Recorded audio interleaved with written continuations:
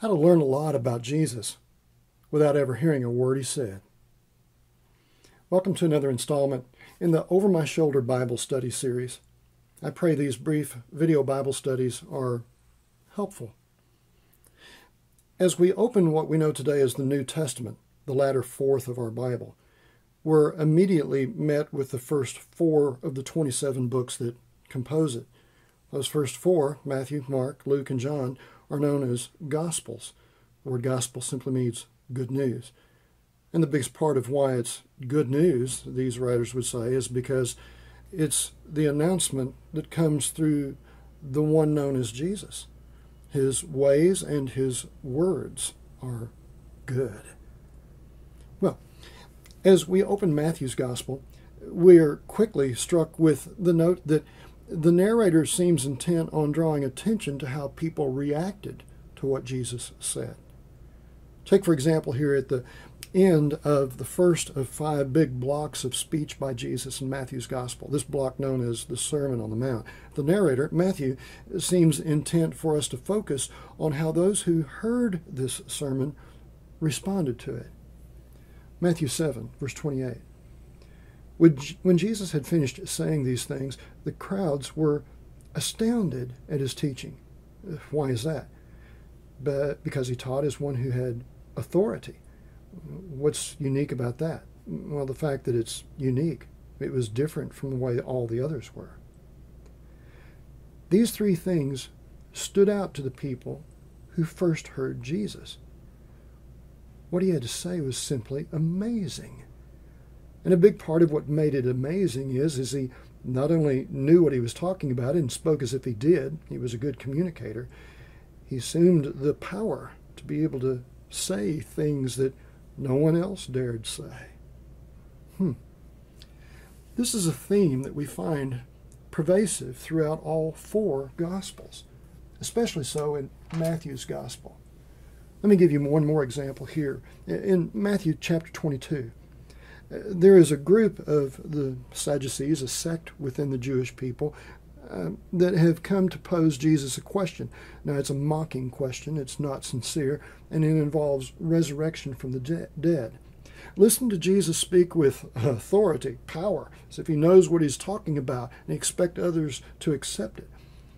Jesus answered them, "You are wrong." And it only gets stronger from there. He explains to them why.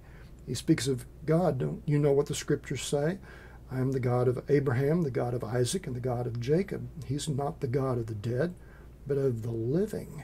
Notice how the crowd responds. And when the crowd heard it, they were astounded at his teaching. Indeed. I said this is a theme in all 4 of the Gospels. Let's turn to the second of the 4 Gospels, Mark's Gospel. And what we're going to find here is virtually the exact same words as what we read at first in Matthew's Gospel, but put in a very different context. Note it with me. It's important. Jesus goes to a city, a village really, Capernaum, and on the Sabbath he enters the synagogue and he teaches. And how does the crowd react? They were astounded at his teaching, for he taught them as one having authority and not as the scribes. Verbatim, the words that were used by Matthew in his Gospel at the end of the Sermon on the Mount, Matthew 7:28.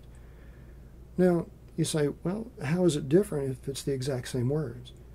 In Matthew's Gospel, we had just had 3 long chapters recording some of what Jesus had said. Here, we're not told a single word Jesus says. Mark deems it valuable for us to know how people responded to what Jesus said. That's really what this video is all about. Now, when we go to Luke's Gospel, again, we say the theme is repeated, but I want you to notice how Luke cuts another facet on this diamond of people's response to Jesus. Here, he enters a synagogue in Nazareth, where he's raised, and the scroll is handed to him of the prophet Isaiah, and he finds the place where these words are recorded in particular, and then he rolls up the scroll and gives it back to the person that handed it to him, and sat down. And he looks everybody in the eye, and everybody's looking at him, and he says, "Today the scripture has been fulfilled in your hearing." These words of profound hope and grace Jesus says, are embodied in him. And so we're given the crowd's response. All spoke well of him and were amazed at the gracious words that came from his mouth. This is huge. When Jesus spoke, it gave people hope. When Jesus said something, when he taught, people found grace from God, good things from God, favor, blessing. One last example, a fifth, from the four Gospels.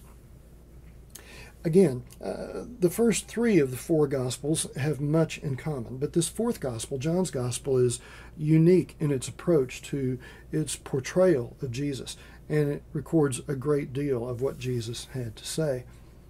Here in one particular instance, a good example in John chapter 7 is there are people who are hearing what Jesus has to say, and some like what he's saying, and some don't care for it much at all. And some who don't care for it much at all want to do him in because he is threatening their power and status. And so they send the police after Jesus. And this is what goes down. The temple police encountered Jesus. They listened to what he had to say, and they didn't come back to the chief priests and the Pharisees, the ones who wanted to do Jesus in and who had sent the police out. They didn't bring Jesus back with them. And they asked, well, why didn't you arrest him? Listen to what the police say. Never has anyone spoken like this. The power and authority that the police have, with the authority and power behind them of the Pharisees and the chief priests, the highest religious authorities that could be mustered at the time, they're stopped dead in their tracks by their mission. Their assignment is put on hold because they really listened to what Jesus had to say. I just love that. My friend, I'd offer a thought for you to deeply consider. Deeply consider what Jesus has to say. Begin to pay very close attention to what Jesus has to say and consider it. I suspect that you, like many people, are simply know something about what Jesus had to say. Or maybe even if you can quote some things Jesus said, you may know them in your mind, but I would ask you humbly and sincerely, have you ever given them deep, serious thought with your heart? This is a pervasive theme through the four Gospels. When Jesus speaks and people deeply and sincerely listen, they're struck with amazement. They understand that someone with real authority and power, knowledge to speak, is talking. And when they do this, they find hope well up in them because they feel like the grace of God is being dispensed on them. And so it gives them pause to consider, who is Jesus? And who does he want me to be in relation to him? Think on these things.